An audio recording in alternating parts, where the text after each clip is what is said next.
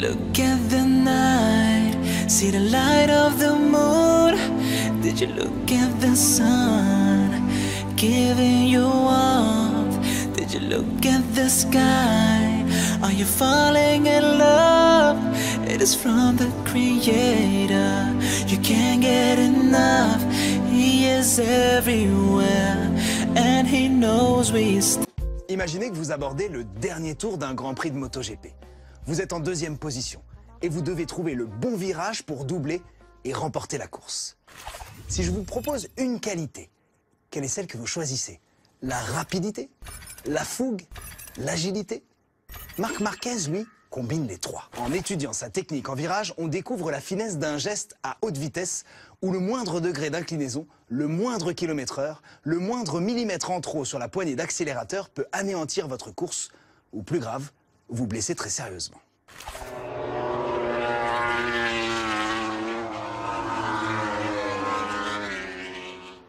Comme la moto de Marc Marquez file à plus de 300 km/h, nous avons pris notre caméra qui transforme les secondes en minutes pour comprendre qu'aller vite en courbe n'est pas seulement une histoire de machine. C'est d'abord une prouesse humaine. Un périlleux pas de deux entre un pilote et sa moto. Bienvenue dans Invisible. Marc Marquez est un supersonique funambule.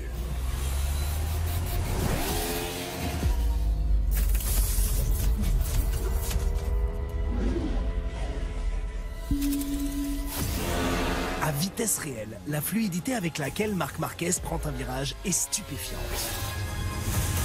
Une fois la moto inclinée, il semble avaler la courbe avec facilité d'un seul mouvement. Mais ça, c'est à vitesse réelle, car en ralentissant le temps, on comprend ce qui se cache dans l'invisible.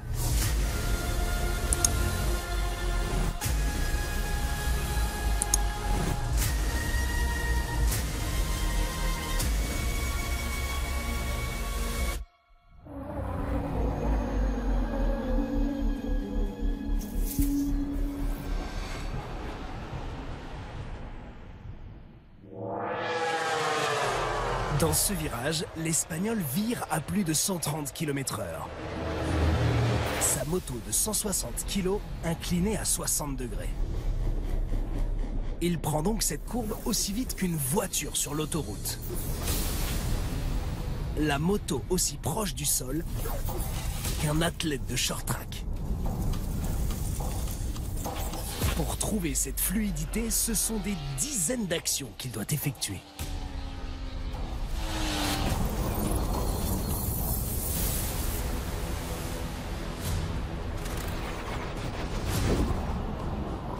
En entrant dans le virage, Marquez a une obsession, le point de corde. C'est une cible imaginaire qu'il faut toucher pour avoir la meilleure trajectoire possible. Son endroit dépend des pilotes, de leur vitesse, de leur inclinaison. Au freinage aussi, chacun a son style. Certains aiment rester droit. Marc Marquez, lui, aime la glisse.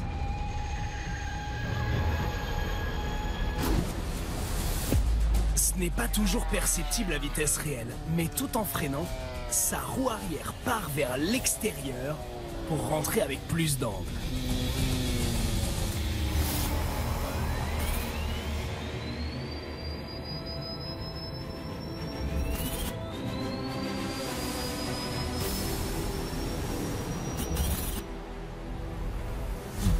La moto placée, la bonne vitesse atteinte, il doit maintenant se pencher pour trouver la bonne inclinaison. Pour aller plus vite que les autres, Marc Marquez a un petit secret. Il sort tout son corps de la moto.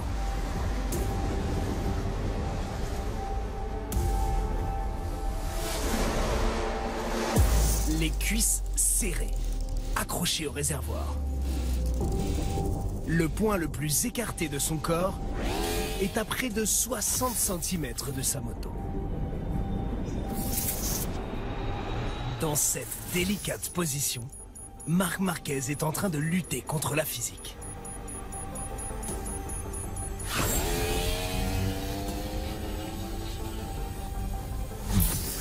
En courbe, la force centrifuge pousse la moto vers l'extérieur.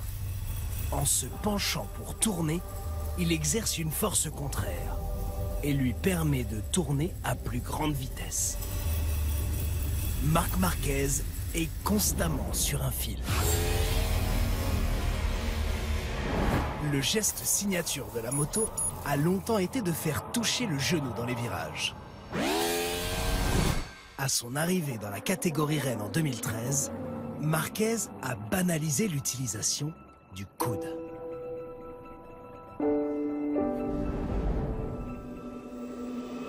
Il se sert de son articulation comme d'un radar.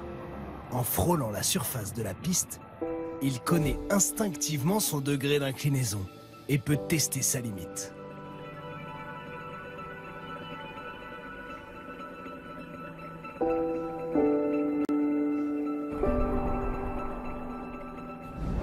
Une limite souvent infime. Lorsqu'il est penché au maximum, la surface de contact entre les pneus et le sol n'est pas plus grande qu'une pièce de 2 €.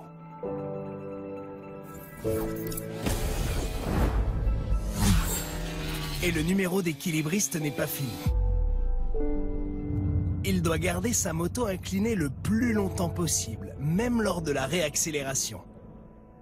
La surface de contact est plus grande sur le côté du pneu. Il cherche donc à passer le moins de temps possible avec la moto droite. Voilà pourquoi sa trajectoire décrit un S.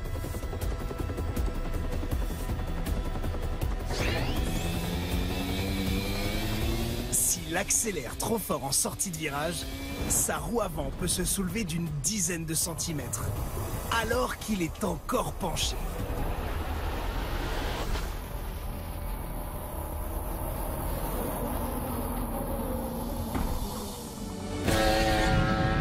Physique, technique, le virage de Marc Marquez est un instant mystique.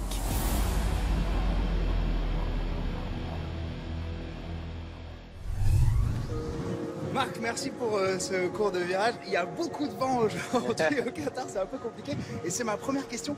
Qu'est-ce que ça change le vent, par exemple, dans un virage? Bueno, hoy hay mucho viento, como veis, pero cuando hay tanto viento es lo que quizá afecta más en la moto. Afecta más porque cuando pica lateralmente afecta primero en la frenada. Depende, tienes que entender si el viento viene de culo o viene de cara para frenar antes o después, pero sobre todo en mitad de curva, en las curvas rápidas es donde se nota más.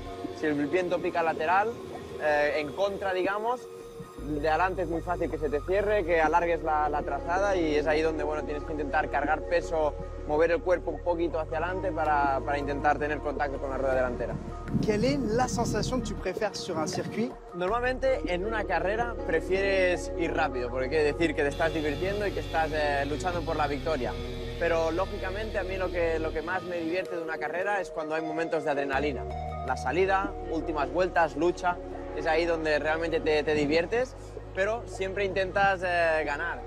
¿Cómo ganas? Yendo rápido. Pero lo más divertido es el cuerpo a cuerpo, allí es donde me divierto más. À ces moments-là, en fait, tu es toujours à la limite. Quel est ton rapport à la peur? Sí, bueno, yo creo que en una carrera si la carrera dura 20 vueltas, no vas las 20 vueltas al límite, sino que te tienes que ir gestionando poco a poco, te tienes que también entender qué pasa en la carrera, pero nunca piensas en el miedo, nunca piensas en el riesgo, sino que en una carrera prácticamente se te olvida todo. A veces corremos lesionados y se te olvida la lesión. O sea, estás con tanta adrenalina, tan concentrado, que intentas siempre buscar más y no piensas en nada más, sino solamente en qué puedes hacer para adelantar adelante o para que no te adelanten. Est-ce qu'il y a des virages que tu préfères? À gauche, peut-être, à droite? Las curvas que prefiero son a izquierda. Siempre se me han dado mucho mejor las curvas a izquierda. No sé por qué, quizá porque de pequeño hacía mucho dirt track y siempre dirt track solo se gira de izquierda, pero sí que es cierto que cuando viene un circuito de curvas de izquierda sé que es uno de mis puntos fuertes y donde debo atacar. Y lógicamente, bueno, curiosamente, me cuestan las curvas de derecha un poco más. Y es ahí donde, bueno, también trabajo en casa, trabajo con mi estilo de pilotaje para mejorarlo. Justement, qu'est-ce qu'il te reste à travailler dans ta technique? Où est-ce que tu peux aller chercher encore plus loin? Lógicamente, intentas trabajar en muchos puntos, reforzar los fuertes, pero sobre todo intentar mejorar los débiles. Tengo puntos débiles, está claro que en mi pilotaje tengo puntos débiles. Por ejemplo, cuando empecé en MotoGP, hubo una época que era demasiado agresivo, castigaba mucho los neumáticos. Ahí intenté mejorarlo para distancia de carrera intentar mejorar. Marc Marquez attaque dans le petit gauche, il restera 3 virages à droite à haute vitesse en grade de Vizoso réplique les deux pilotes quasiment coude contre coude. Marc Marquez, on sait qu'il est très chaud en attaque. Luego, lógicamente, era un piloto agresivo, esto que hacía, la moto se convertía muy inestable. Ahí también hemos estado trabajando, yo y la moto, para intentar tener una moto más estable. Y luego, sobre todo, la paciencia, es donde trabajas más. Siempre he sido un piloto de sangre caliente, siempre he querido más, siempre atacar y he ido aprendiendo durante los años que no siempre es bueno atacar, sino que también a veces es bueno mantener la calma. Marc, merci énormément pour ce cours, bon courage pour la saison. Merci beaucoup. Et on se voit dans de nombreux virages où ça va glisser. Merci. Marc Marquez est 5 fois champion du monde à 26 ans, mais n'a pas encore fini de s'améliorer. C'est lui, par exemple, qui tombe le plus depuis 2 ans. Beaucoup plus que les autres champions du monde du paddock. Mais ces chutes ne sont pas toujours des erreurs. C'est le style Marquez. Être toujours à la limite pour aller plus vite. Pour comprendre ce qui rend son pilotage si unique, voici le bloc-notes. Il y a 2 grands types de trajectoires pour prendre un virage. Une première, plus large, où le pilote peut réaccélérer plus fort. Elle est utilisée en qualification pour aller vite, lorsque les pilotes n'ont pas à se préoccuper de leurs adversaires. Mais le défaut, c'est qu'elle laisse de l'espace aux autres pour passer. La deuxième trajectoire, plus serrée, est donc utilisée en course. Le pilote est plus à l'intérieur, et en prenant plus de place, elle dissuade les adversaires de s'engouffrer d'un côté ou de l'autre. Le talent de Marc Marquez, c'est de savoir combiner les deux. Il parvient à s'engouffrer à l'intérieur et à ressortir large pour défendre.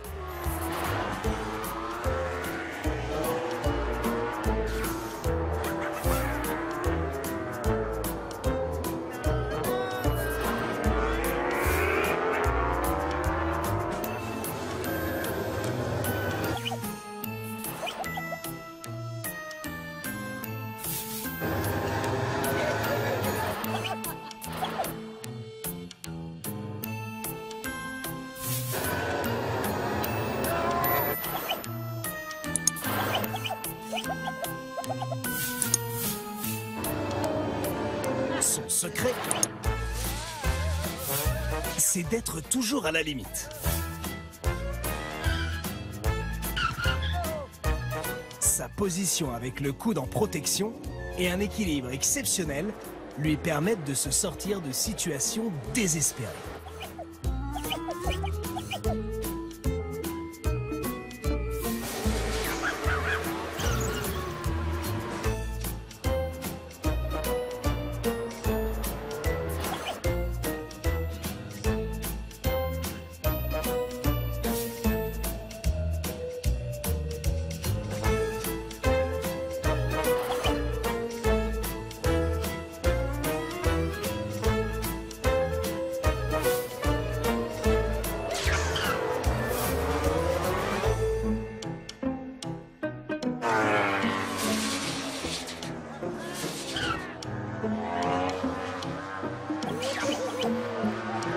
Son agressivité se retrouve aussi dans ses dépassements.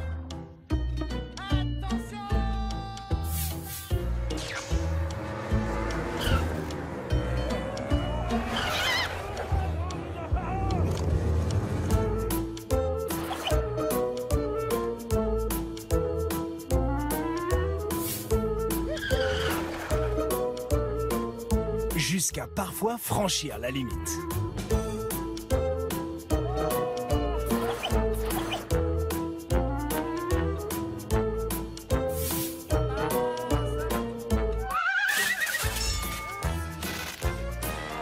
Mais Marquez a aussi mûri. Au Qatar, lors du premier Grand Prix, il a essayé de dépasser Dovizioso lors du dernier virage, mais sans tenter l'impossible.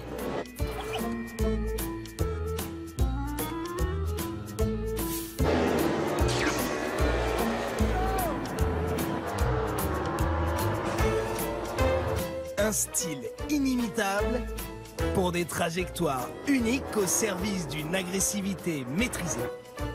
Marc Marquez est un funambule diabolique.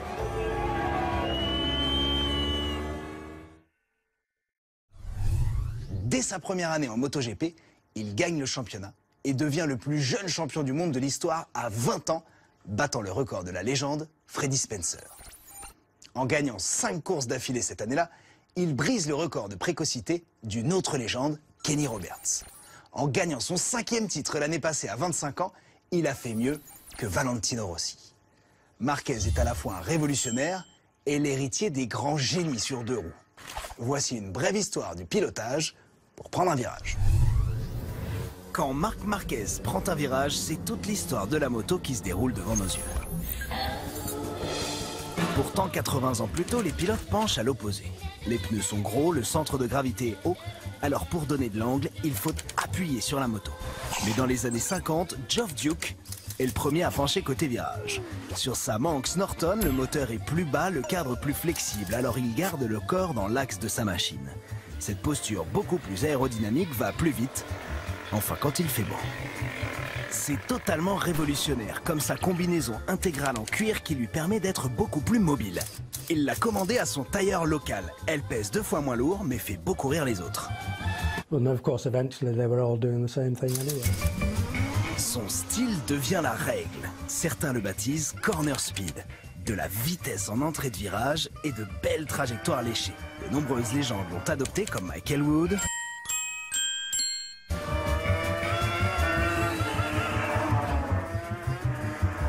Giacomo Agostini ou Jorge Lorenzo. Ce style est généralement considéré comme le plus pur, surtout comparé à la technique du point and shoot, l'autre grande école. On freine fort, plonge avec beaucoup d'angle et on redresse la moto le plus tôt possible pour réaccélérer vite et fort. Depuis l'époque où les premiers pilotes sortent le genou, les disciples sont nombreux. Mais le maître, c'est Kenny Roberts. Sa Yamaha TZ50 est surpuissante. Mais il a appris à rouler en dirt track. Sur ces pistes en terre, il n'y a pas de frein avant sur les machines. Alors les pilotes contrôlent les glissades avec l'accélérateur. Roberts est le premier à se protéger les genoux avec du scotch. Il n'y a qu'un seul génie à être passé d'un style à l'autre, Valentino Rossi. Le docteur est un pilote plutôt de l'école Corner Speed à son arrivée. En 2007, une nouvelle génération pousse plus loin le style point and shoot. Casey Stoner trouve 2 points de corde en faisant pivoter sa moto avec son corps. Alors Rossi s'adapte et se penche de plus en plus. Surtout quand Marc Marquez arrive en 2013. Il trouve des angles jamais vus et devient la dernière évolution du style en moto. Voilà pourquoi chacun de ces virages contient plus de 100 ans d'histoire.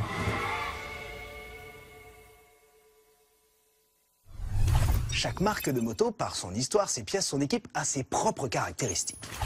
La Suzuki, par exemple, est très rapide en virage, car elle peut prendre plus d'angles, mais peine en ligne droite. Au Qatar, Alex Rins, par exemple, se faisait reprendre sans difficulté par Andrea Dovizioso en ligne droite. La Ducati de l'Italien est la plus puissante, la plus rapide en ligne droite, mais aussi la plus rigide dans les courbes et la plus difficile à manœuvrer. La Yamaha de Rossi est extrêmement performante, mais demande un pilotage rigoureux. Il faut qu'au freinage, les 2 pneus soient bien en ligne pour pouvoir tourner. Tout l'inverse de Marquez, qui a trouvé avec sa Honda une moto agressive et tolérante au niveau de la glisse. Bref, le mariage parfait. Pour célébrer les STI, les sauvetages totalement inespérés, notre BDL, notre bureau des légendes, a compilé les plus beaux RBR, les rattrapages de bécanes récalcitrantes. C'est le SDD, le souci du détail.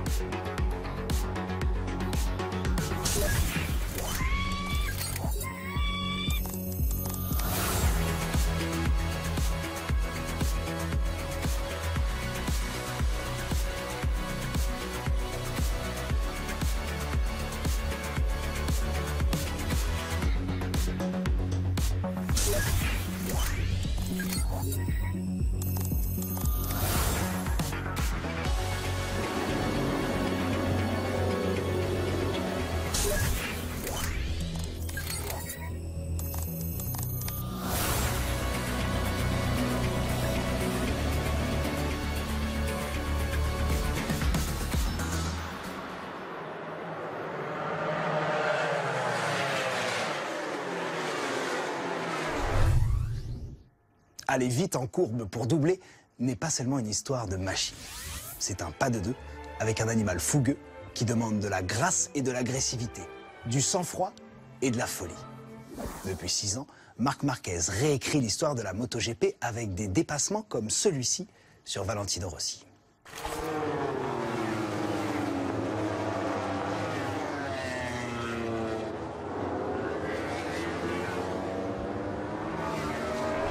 L'Espagnol marche dans les traces des plus grands. Au sens propre, 5 ans plus tôt, Rossi a réussi l'un des dépassements les plus extraordinaires de l'histoire, exactement au même endroit, dans ce virage de Laguna Seca nommé le Corkscrew.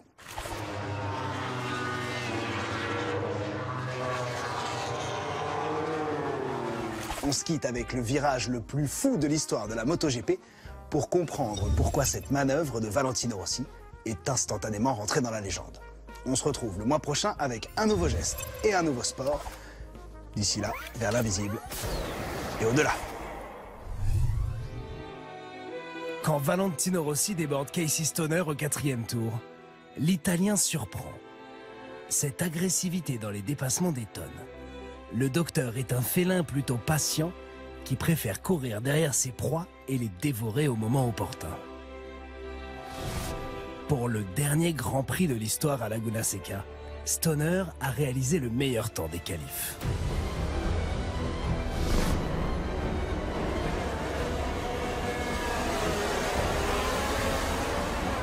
C'est lui qui sort en tête au premier virage. Après un mauvais départ, Rossi repasse 2e. Et les deux hommes s'envolent pour l'une des plus grandes bagarres de l'histoire. C'est le 11e Grand Prix de l'année.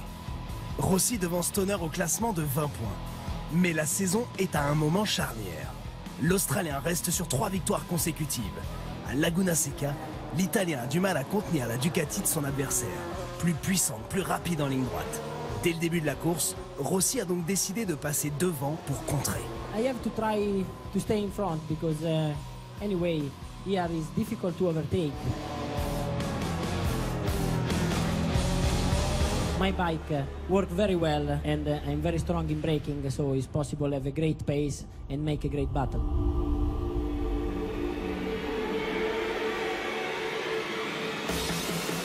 Et puis Rossi a une revanche à prendre.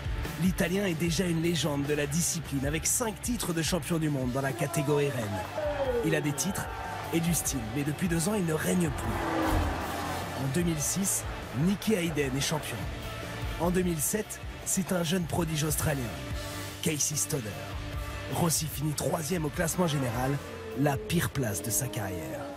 Alors en 2008, il roule avec rage. Il n'a jamais gagné à Laguna Seca, mais peu importe, il doit rester devant Stoner, coûte que coûte.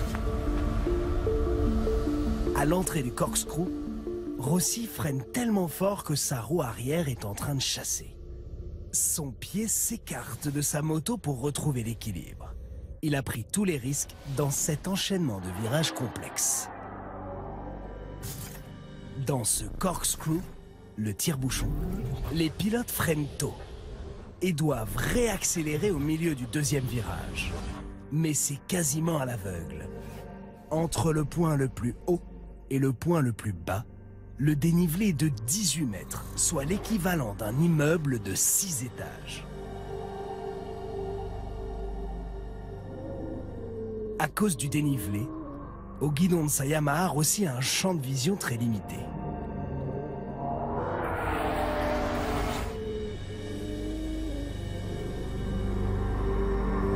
Il est en train de relever sa moto quand il s'aperçoit que sa trajectoire est impossible.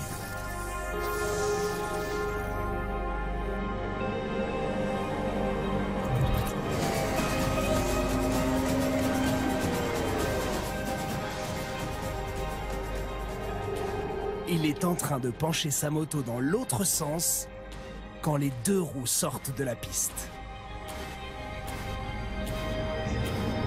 Dans une position impossible, sa moto se retrouve penchée au maximum quand il est à cheval entre le vibreur et la terre. Quelques mouvements d'acrobate et Rossi a rétabli sa moto, sort large et évite le contact avec Stoner.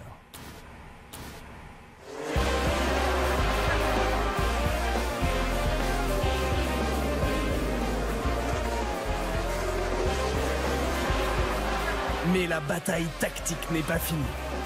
Les pilotes sont à la limite à chaque virage. Stoner veut passer pour s'échapper. Rossi veut garder la tête pour contrer. À 8 tours de l'arrivée, Stoner pousse encore une fois, mais vire bien trop large et tombe. Rossi s'envole et s'impose. Les deux pilotes ont tellement d'avance que malgré sa chute, Stoner finit quand même deuxième de cette course. Rossi remporte les 4 grands prix suivants et redevient champion du monde. C'est le 6e titre de sa carrière. Il est désormais le 2e pilote le plus titré de tous les temps. Valentino Rossi vient de changer l'histoire de la moto.